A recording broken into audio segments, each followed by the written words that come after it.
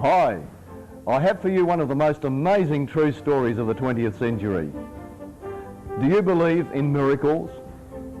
Then listen to this Sinai spy story and then tell me what you think. Chariot parts from Pharaoh's lost army had at last been found on the floor of the Gulf of Aqaba. Now Ron Wyatt knew that the legendary Mount Sinai had to be across the Gulf in Saudi Arabia. The biblical account said that the Hebrews arrived at Mount Sinai after they crossed the sea, and that they met God at Mount Sinai. And God came down in a flash of fire, and there he spoke with his own voice until the earth shook, and he wrote on tables of stone the 10 Commandments.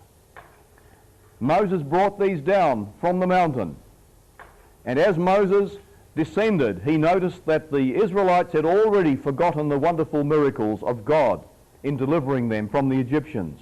And here they were worshipping an Egyptian golden calf. In great disappointment and anger, Moses threw down the original 10 Commandments and broke them. And God eventually had to write another set. In this area also there was another great miracle in which Moses was told to raise his rod, and just as the sea had once parted a few weeks earlier, now the rock split open and water came out in the desert. This was the setting for many wonderful events. Ron tried hard to get into Saudi Arabia. After 4.5 years of repeated attempts to get a visa, he decided to investigate the area anyway. Little did he dream what lay ahead for him and his 2 teenage sons, Danny and Ronnie. I should mention, friends, that it is the next to impossible to get into Saudi Arabia. The Saudis do not want tourists. They have all the money in the world, and they do not want their Muslim population, especially the women, exposed to Western civilization. The only way to get into is to obtain work in the kingdom, and that requires an invitation from a Saudi citizen. Ron confided his plans to 2 trusted friends. One of these was the astronaut Colonel James Irwin. He asked James, "If you do not hear from me within 2 weeks, you will know we're in trouble. So please, will you do what you can to help us with your influence in various embassies around the world?" He also confided his plan to another man whom we shall not name, and we'll mention that later. They crossed from Jordan through the mountains. They had hired small vehicles and tramped into the area they suspected held the clues. What they found in the desert of northwest Saudi Arabia was mind-boggling. But later, as they attempted to leave the country, they were arrested. They were taken to a jail in Haji, near the border. There they were charged with espionage. They found themselves in a prison cell with mattresses stained with urine and human excrement. Cockroaches were running over the floor. After 2 weeks, Jim Irwin was worried. He started putting pressure on friends in high places in countries like Holland, Jordan, Iraq, and other countries. These in turn rang the Saudi Arabian leaders, and the word came down from the king of Saudi Arabia. Those 3 men in the jail in Haji put the carpet in their cell. The jailers were astonished when the carpet arrived to be put in the cell. One of them commented to Ron, "We've never known anyone with so many important friends." Of course, these weren't Ron's friends, they were Jim's friends, but Ron received the benefit of it. Each day, Ron and the boys were separately interrogated. They told the story of their search and their belief that Jebel el-Lawz was Mount Sinai of both the Bible and the Quran. And one Saudi official, Abu Khaled, sent men out to check whether any archaeological evidence was actually there. The men went looking down here and came back with a negative report, which was sent to the king. However, among the interrogators were some who believed the man's story. Because espionage is such a serious charge, they decided to check out every detail of Ron's account. 3 of them flew with him out in a helicopter to the alleged crossing spot, the beach opposite Nuweiba. And there they found Solomon's column commemorating the miracle of the Red Sea crossing. Here was concrete archaeological evidence that could not be ignored. Friends, the Saudis took many photographs of this. Nobody in Arabia had known about this column, since it stood in an extremely remote, uninhabited area. However, the discovery did not ensure their release. Eventually, young Ronnie began to crack. "I just cannot stand any more of this," he cried. "I'm going to make a dash for it." "No," said Ron, "it's almost certain death if you try. There's a guard outside with a gun." "I must take that chance," replied Ronnie. "This is more than I can bear." "Okay," said Ron, "but we need to formulate a plan of escape together." So each day the men received a refuge bag from the guards. They now began to hide one bag now and again until they had 6 bags hidden under the carpet. They had decided to blow them up and use them as airbags under their armpits when they escaped to the sea. And as you probably saw from the map, the prison was close to the seashore. They decided it would be easier to attempt their escape when the Muslim holy day began on a Thursday night. They'd have to get past 2 keepers. At that time, the guard was being changed. Security would be more relaxed at that time on Thursday night. Thursday arrived, and there arose a problem. One of the guards, a man named Ali, had shown them extreme kindness through their ordeal. They'd grown fond of him. Tonight was his shift. If they escaped while he was on duty, it was certain that Ali himself would be shot. They must wait. The next week dragged by. It was Wednesday morning, the day before their next escape attempt. Footsteps approached their cell. An official greeted them. "Halas," he said, which means finished. "You are cleared. You will be turned over to the Jordanian government." Ron hardly dared ask. After 75 days, just to be alive and free was wonderful. It was precious. "No," said the official, "none of your film will be returned to you. We're confiscating it." So for all their troubles, they would have no evidence, no pictures of the true Mount Sinai. And then in Jordan they were held for another 3 days until the red tape was cleared. Only then did they learn that the second friend whom they had confided their trip to, whom we shall not name, had rung up the Saudi embassy and told them that the Wyatts were Israeli spies. Now they realised that Ron and his sons were not spies. The Saudis were very angry at this false accusation. It could have led to serious political consequences had they executed them. They now wanted to help Ron prosecute this man, but Ron declined. He just wanted to go home. Back in the USA, this event made nationwide news, not just in the newspapers, but also on television. Ron's frustration at getting so close, yet coming out with no evidence, was intense. He felt certain he would never get back. Not long after this, Ron received a phone call from Samram al-Matari, a close relative of the Saudi king. He had heard of the Mount Sinai saga from several of Ron's captors. This prince lived in Tabuk, just 2 hours from the mountain. Ron and he could go back there, he said. "Ever since I heard about this mountain," Samran said, "I can't sleep, I can't eat. In fact, I cannot concentrate on anything, Mr. Wyatt. I have to see this for myself. I want you to help me." Soon Samran was on a plane to the US to meet Ron. For several days they discussed the matter. "I'm going to get you back into my country," Samran said. "Legally this time, Mr. Wyatt." "Why are you so interested in this mountain?" Ron asked him. And Samran replied, "I want to do something for my God. After all, Mount Sinai is a very important holy site for Muslims too. And honestly, Mr. Wyatt, the area of Jebel el-Lawz is so vast, I need you to find the exact spot." So on March the 31st, 1985, a contract was drawn up between Samran el-Matari, David Fasshold, who was there at the time with Ron, and Ron himself. Now, for a foreigner to enter Saudi Arabia, he must have a valid business agreement with a citizen of that kingdom. Then they flew from the United States to Tabuk in Saudi Arabia. With Ron giving instructions, they headed for the direction of Jebel El Lawz. After making some wrong turns, they became confused and decided to take a break. Soon a Bedouin appeared. "Can you direct us to Jebel El Lawz?" asked the prince.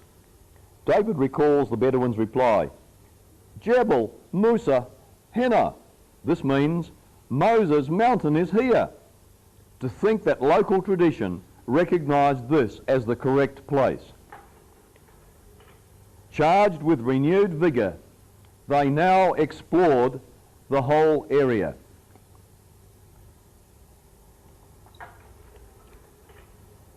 Then the prince led them to Haji for the night. This was closer than driving all the way back to Tabuk. But Ron was nervous. It was in Haji that he had been imprisoned for 3 months.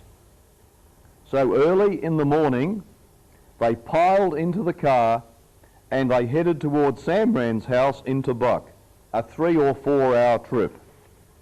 Soon after leaving Haji, however, they noticed a big black Mercedes was following them.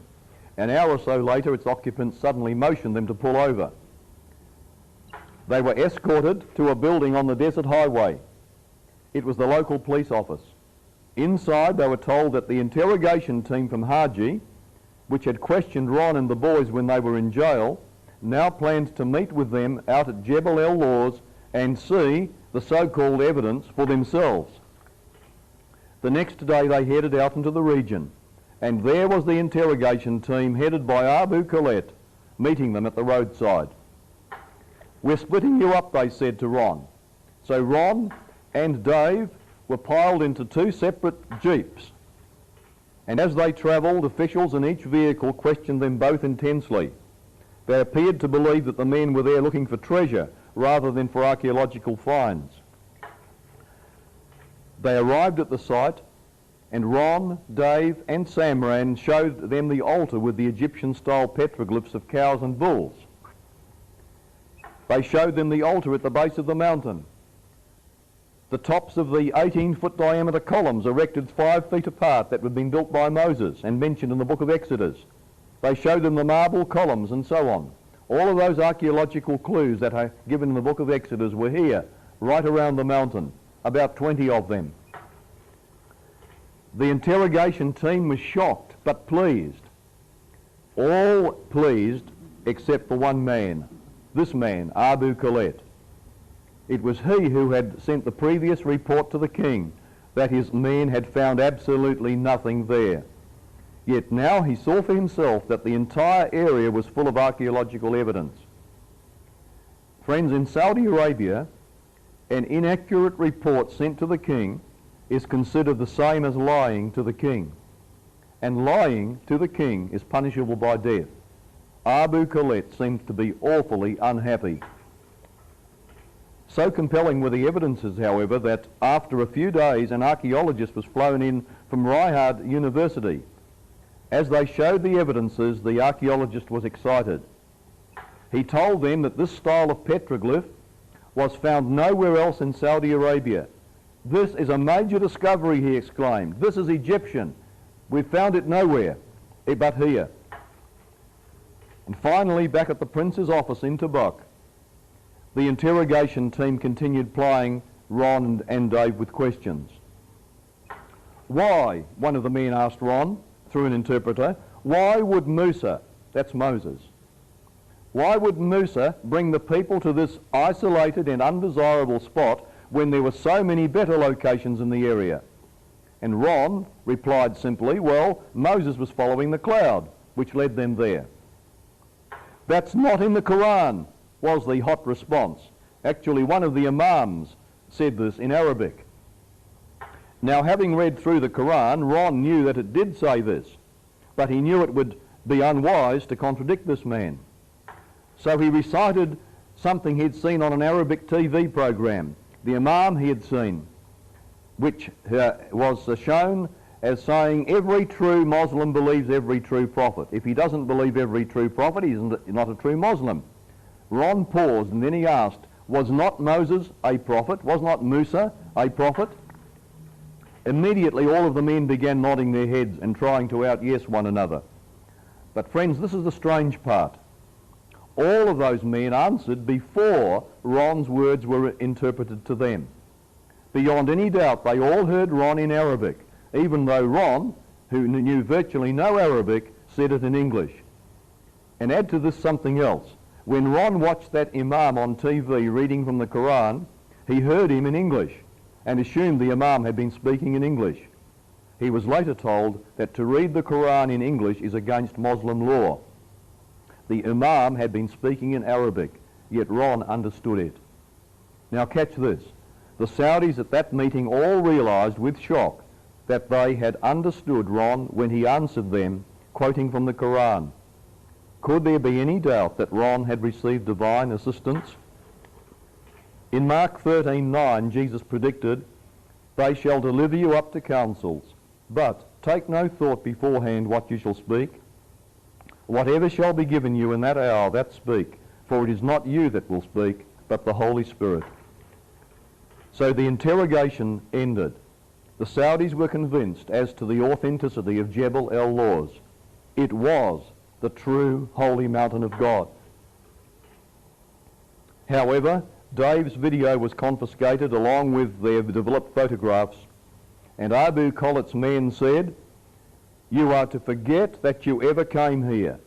We don't want to read about this in a book or see it in a movie." So once again, Ron would leave Arabia without the evidence he so desperately desired.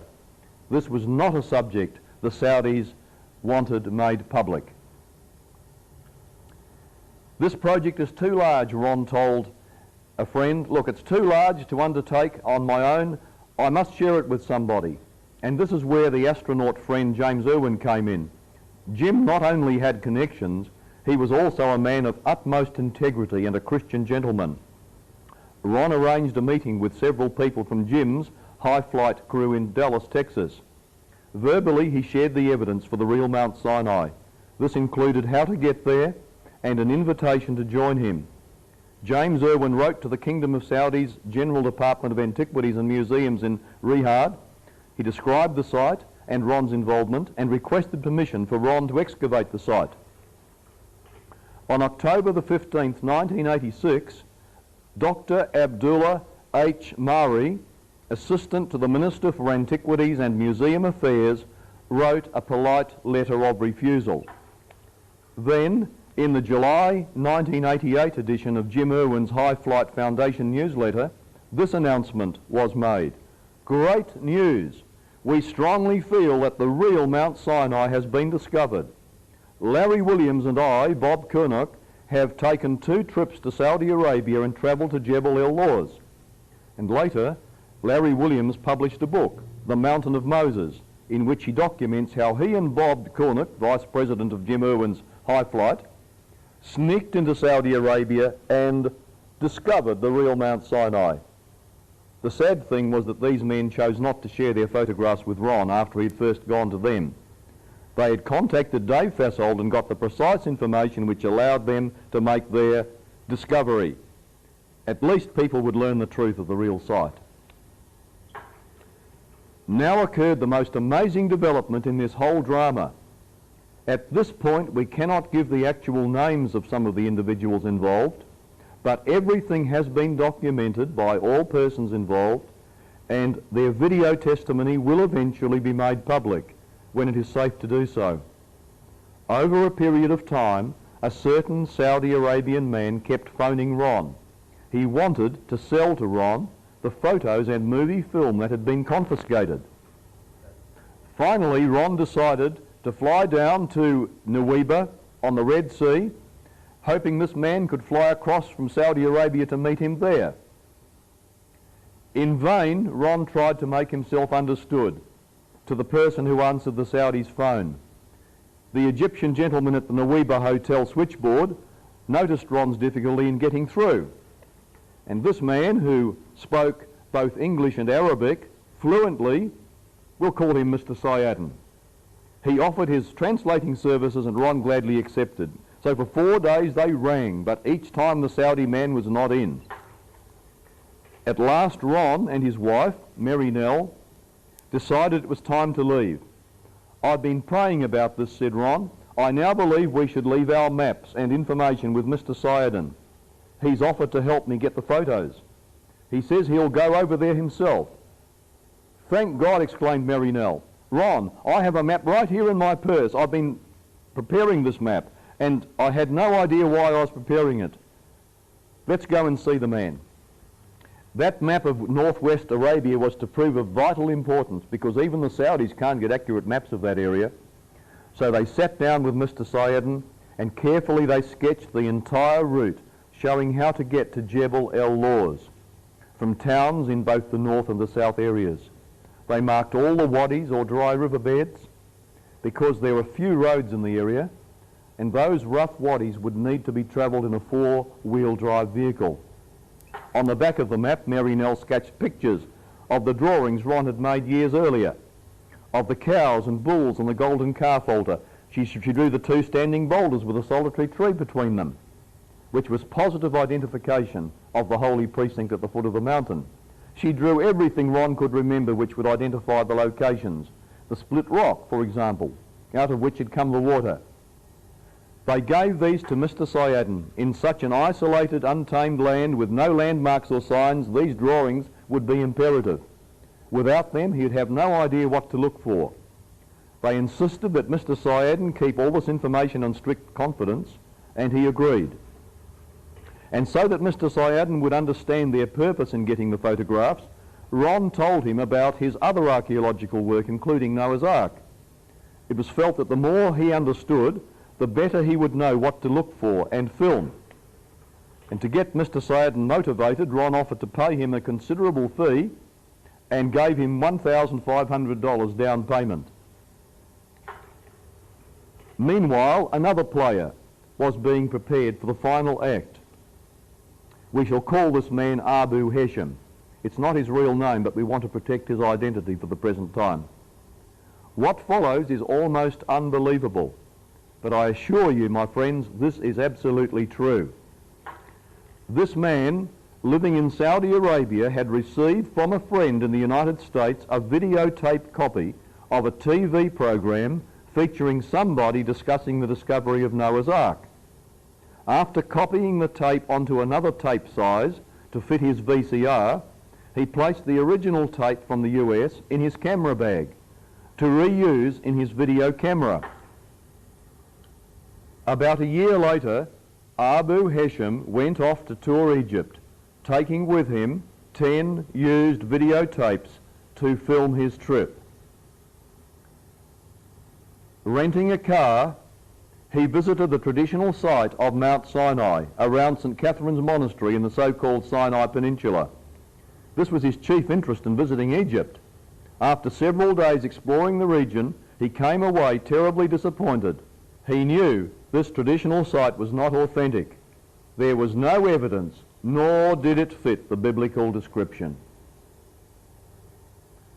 On his way back, Abu Hesham checked into Mr. Sayedin's hotel just half an hour after Ron and Mary Nell had left. To his surprise, Mr. Sayedin began to rant and rave about this Mount Sinai in Arabia. Out came the map the Wyatts had given him that afternoon, that very afternoon. He told Abu Hesham about Ron Wyatt and made reference to Ron's involvement in Noah's Ark. Abu Hesham suddenly thought about the tape that had been sent to him from the United States 12 months earlier. He reached into his camera bag. Of the 10 used videotapes he had brought to film his trip, he had used 9. He pulled out the remaining unshot tape.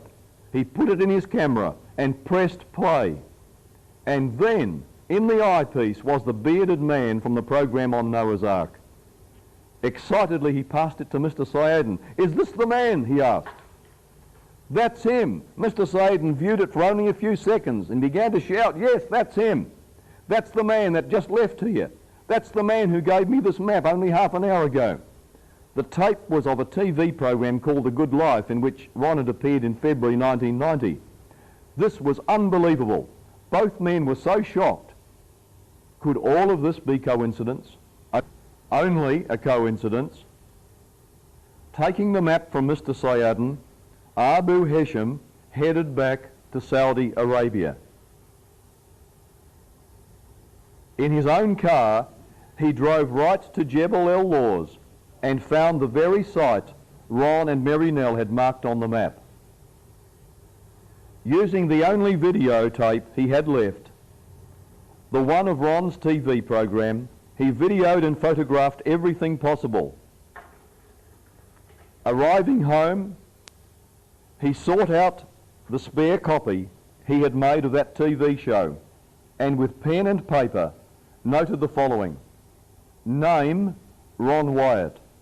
Address, Nashville, Tennessee. By coincidence, can we say again, a friend had just moved to America, and to what area of that big country but the very same town, Nashville. Abu Hesham rang him. Ali, he called, will you do something for me? Please find a man in the same town where you are called Ron Wyatt. Find him in the telephone book. Call him. Tell him to phone me here in Saudi Arabia immediately. Ron called Abu Hesham, and he heard the man's amazing story. Not only that, this man wanted to give Ron all the video and photographs. Give them to him. As usual, the prayers were answered. We now have over 12 hours of video and about 400 photographs, Mary Nell told me the other day. For now, we must protect this man's real identity. He will be in grave danger if it is discovered that he has photographed this area, because the Saudis are now jealously guarding it. Larry Williams' book about Jebel El Lawz has been banned in Saudi Arabia. There was a big uproar in Saudi over the site because of the book, and now it's extremely dangerous for anyone to even try to get into the area.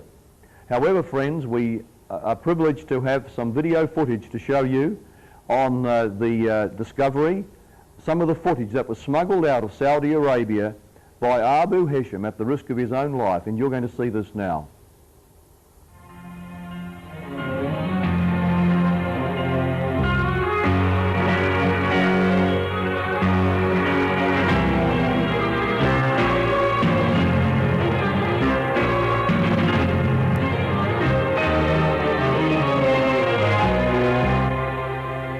Mount Sinai, where the law was written by God's own finger.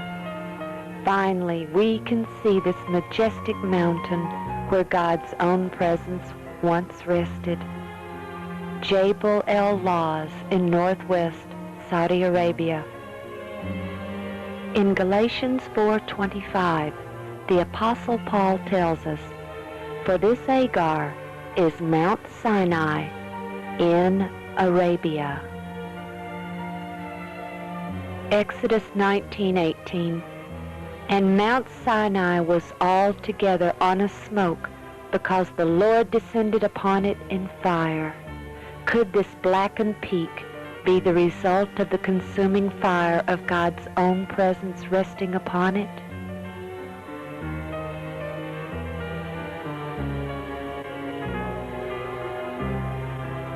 In 1 Kings 19, verses 8 and 9, we read how Elijah came to Horeb and went into a cave. Here we see a very large cave just below the solitary tree, which is between two massive granite boulders.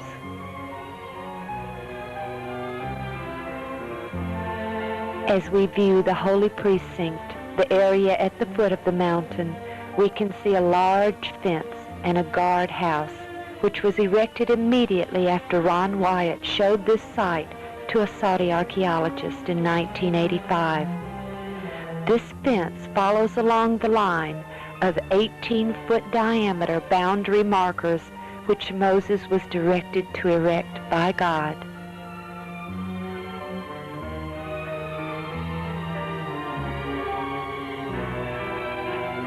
This sign by the guardhouse states that this is an archaeological site passed by royal decree, in that it is unlawful to trespass, subject to penalty.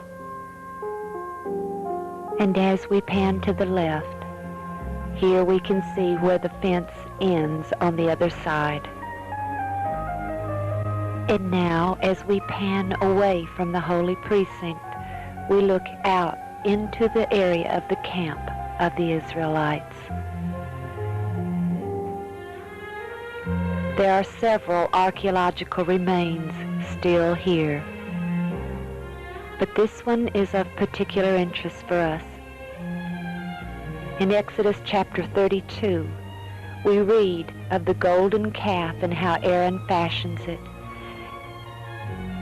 And in verse 5, "And when Aaron saw it, he built an altar before it, and Aaron made proclamation and said, 'Tomorrow is a feast to the Lord.'"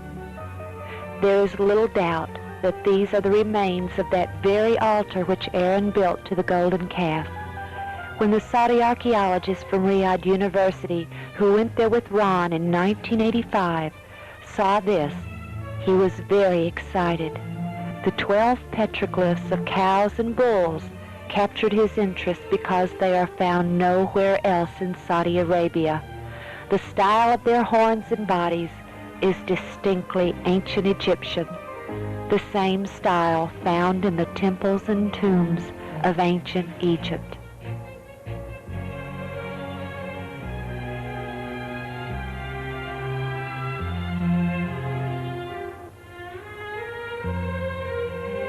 If indeed millions of people encamped in this area, we would expect to find artifacts.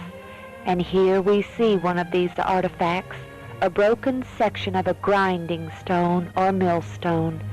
The biblical account of the Exodus tells us God provided manna from heaven, but it also tells us in Numbers chapter 11 verse 8 that they gathered it and ground it in mills and baked it.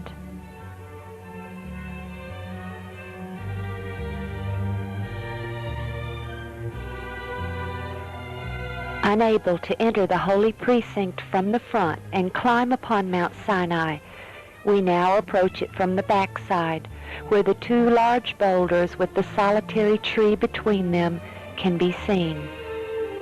Climbing the mountain here, we soon find ourselves on top of a large, sheltered plateau.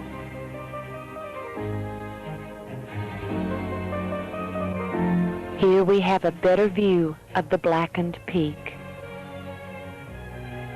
Panning the area, we find it to easily be large enough to accommodate the 70 elders who accompanied Moses up into the mountain at one point in time.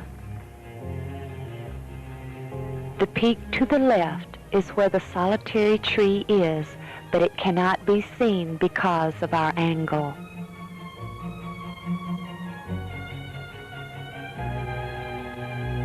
And just ahead, over that ledge, lies the holy precinct. Looking down, we see the fence which follows along the bounds set by Moses. And just beyond that fence is part of the camp of the Israelites.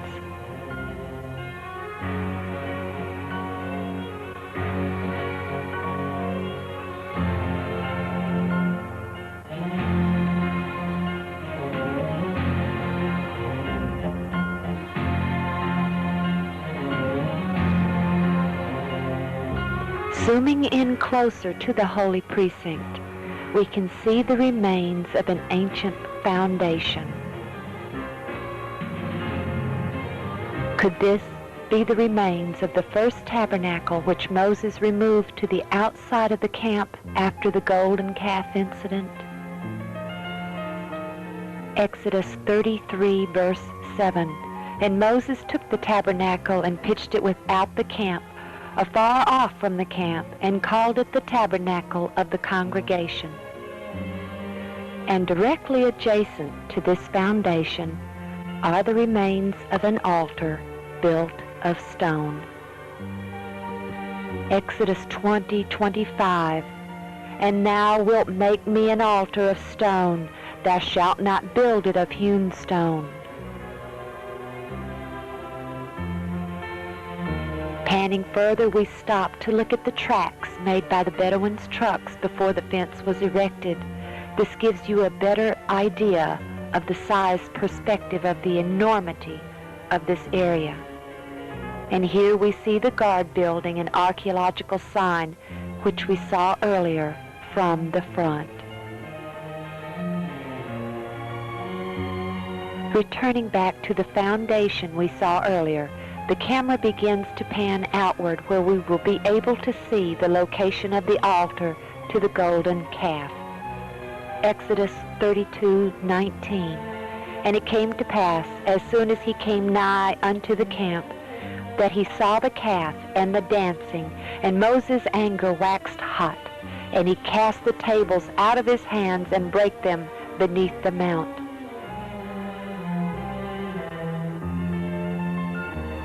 Still visible today also is the stream bed which descended from the mountain to give the people abundant water for themselves and their flocks and herds. Preparing to leave, we can look down upon the backside of the mountain, and again we see the vast plain area.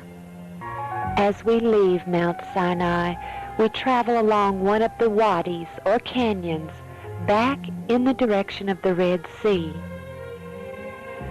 Arriving on the opposite side of this mountain, we find an area which fits the biblical description of Rephidim, the last encampment of the Israelites before they reach Mount Sinai.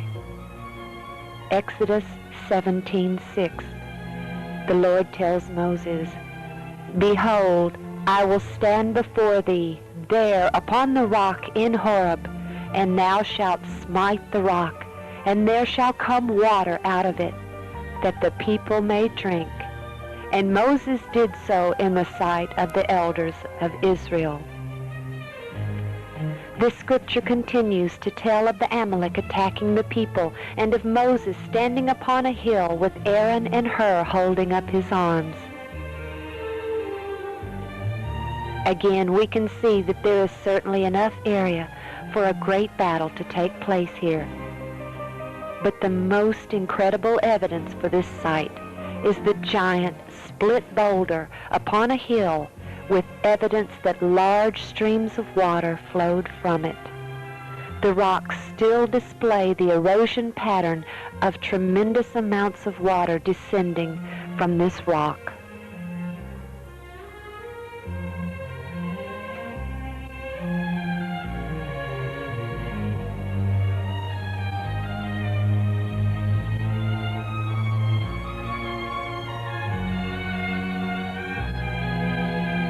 And as we travel through the split in the boulder, we soon can see the channels cut in the rock from the water flow on the other side.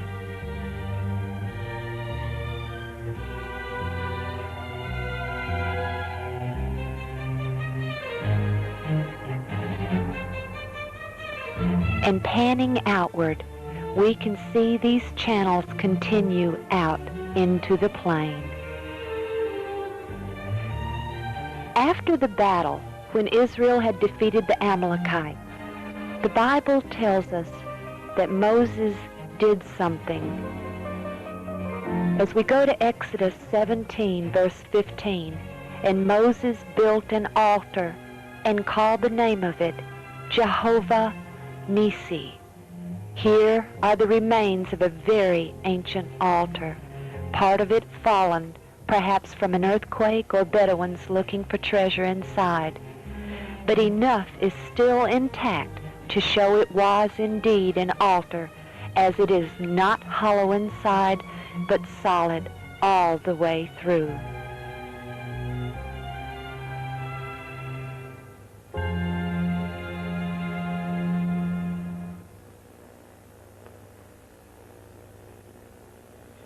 Panning to the left, we see the position of the altar and the rock at Horeb just a few hundred yards away, and to the left the high peaks of Mount Sinai.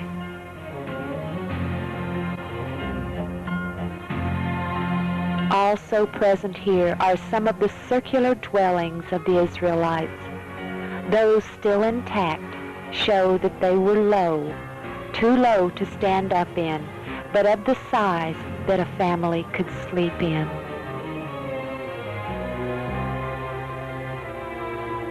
We now leave Rephidim and the rock at Horeb, which can be seen here, and proceed in the direction along this wadi towards the Red Sea.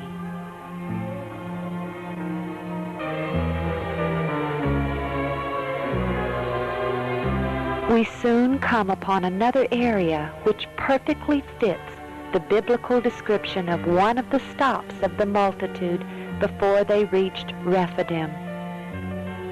Exodus 15:27. And they came to Elim, where were 12 wells of water, and 70 palm trees, and they encamped there by the waters. The Saudis have recently walled up the wells to prevent debris from falling into them.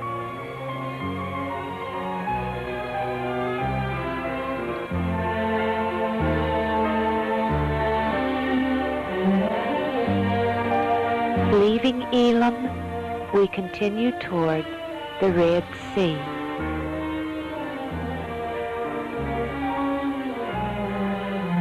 And just up ahead, we can barely see the Gulf of Aqaba.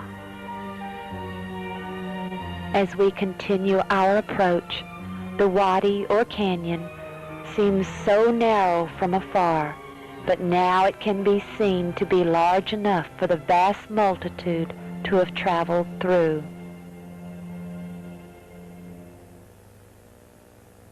And across the sea, we can see the large beach area on the Egyptian side.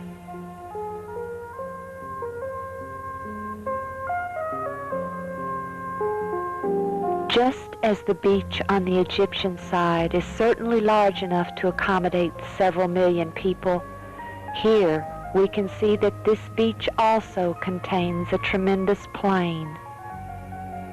In Exodus 14, verse 30, we read, "Thus the Lord saved Israel that day out of the hand of the Egyptians, and Israel saw the Egyptians dead upon the sea shore."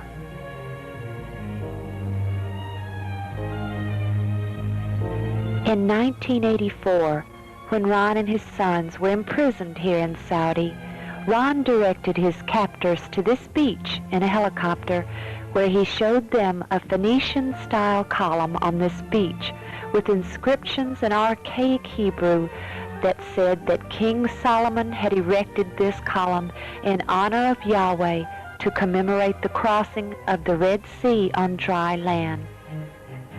Today, all that remains there is this marker noting the location of that column, and while we do not know where they have taken it, we feel sure it is protected and will be located soon.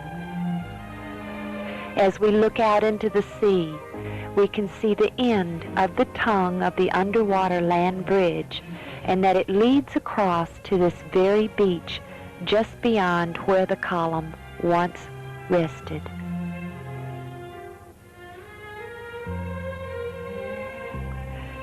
Panning the beach, we also can see the restored remains of the ancient fortress we believe was Baal Zephon of the biblical account.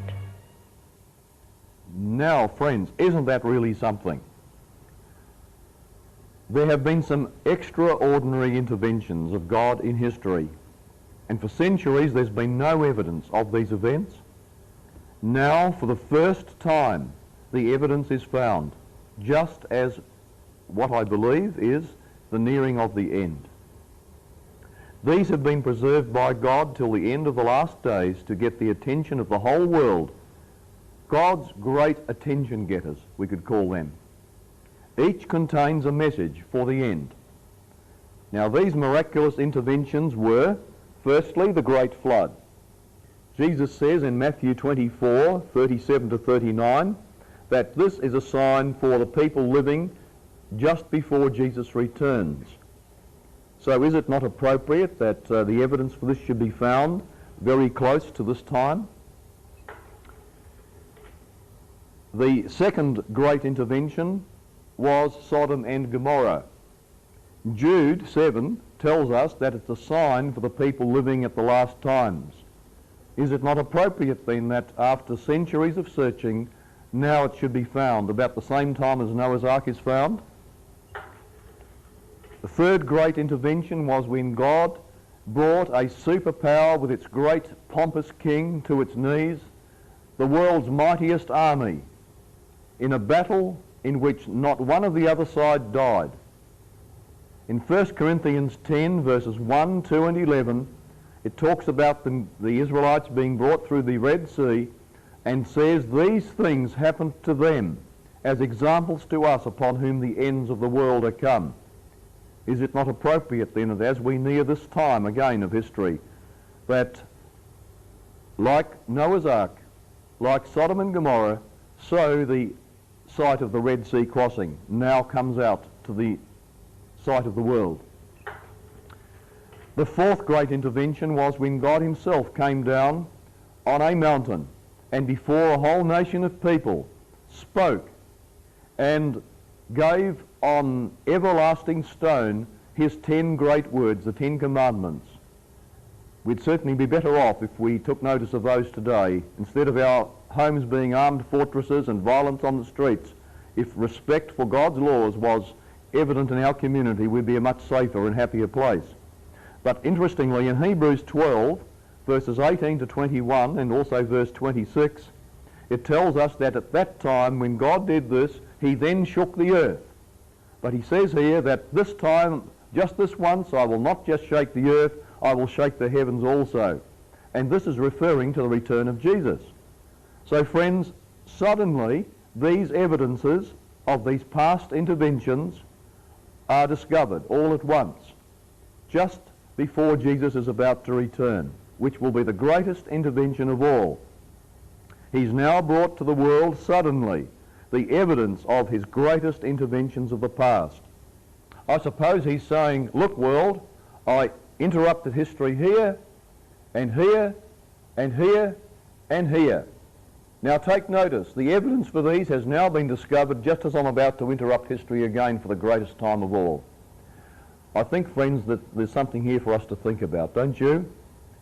These are times of great importance, and I believe these evidences are part of God's plan, where he says that in Jeremiah chapter 16 verses 19 to 21, the time is coming when the Gentiles, the unbelievers, are going to say, our fathers have taught us lies, and God is going to say, here I am showing you my hand and my might in history, just before I show you my great might finally.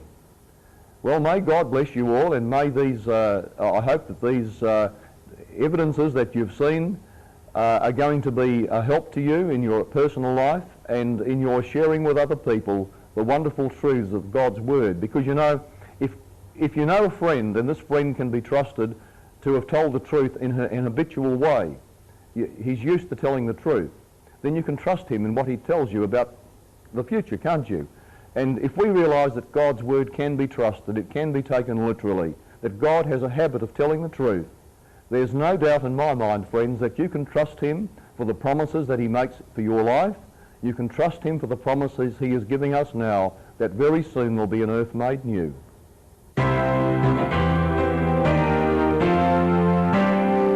Well, friends, if you want some more information on these subjects, here is Dead Men's Secrets. This is a book which involves the result of 12 years' research in over 30 countries around the world. It deals with the secrets of the ancient races and lost technology. And from the ocean floor, from the depths of the jungles of the Amazon, from the under the sands of the deserts around the world, very surprising things are being found by archaeologists, which we don't hear very much about. And there's an interesting pattern worldwide to a very high civilization in the past. Now, this book's available by contacting myself, and you'll find, I'm sure, many hours of wonderful adventure in discovery in this book, Dead Men's Secrets. Now there's the Ark Conspiracy. This deals with two subjects. As a matter of fact, the main subject, of course, is Noah's Ark. And the research, the scientific evidence, the arguments of the critics are dealt with one by one, and also the story behind the Ark discovery. This whole book really is more of a story than anything, although it does give out the scientific evidence. The story of the murder attempts, yes, believe it or not. The phone tappings, the betrayals, and also the wonderful miracles. The miracles that took place that showed there was more than a human hand involved in this whole matter. It's a fascinating story. Even people who don't read books normally have expressed the fact that they've enjoyed this, and they can't put it down until they've finished it. That's the Ark Conspiracy, the story of Noah's Ark. Now, for those of you who want more information on the Red Sea crossing, there's a couple of chapters about this here. The discoveries on the bottom of the sea, the Red Sea, Pharaoh's lost army, and also the secrets of the desert of Sinai in Arabia, the story of the discovery there. It's all told here in the Ark Conspiracy. There's another little book here which I haven't mentioned before, and this is Sting of the Scorpion. You know, the ancient civilizations believed that a dragon representing, or a serpent representing the devil, had taken control of the world. They also believed that a virgin's baby would fight the serpent, defeat him, and bring life, peace and happiness back to mankind. And the old star names and the star pictures that they drew were not at all invented to tell people's fortunes. No, far from it.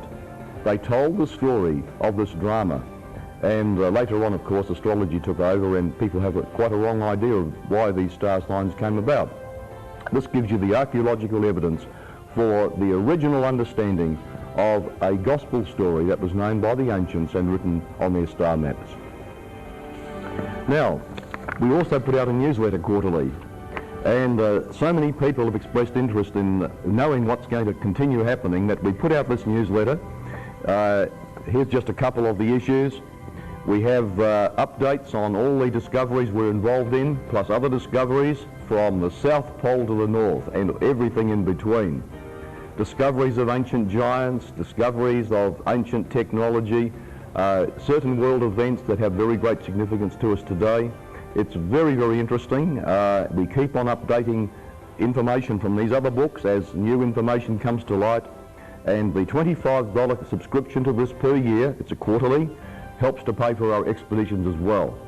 So if you want to know more, if you want to help us as well, then the newsletter's one way. Thank you. You've been watching a presentation by Jonathan Gray in the Surprising Discovery series. To receive regular newsletters, to inquire about available publications, or to book Jonathan as a speaker at your church fellowship or community group, write to Jonathan Gray, Post Office Box 3370, Rundle Mall, Adelaide, South Australia 5000.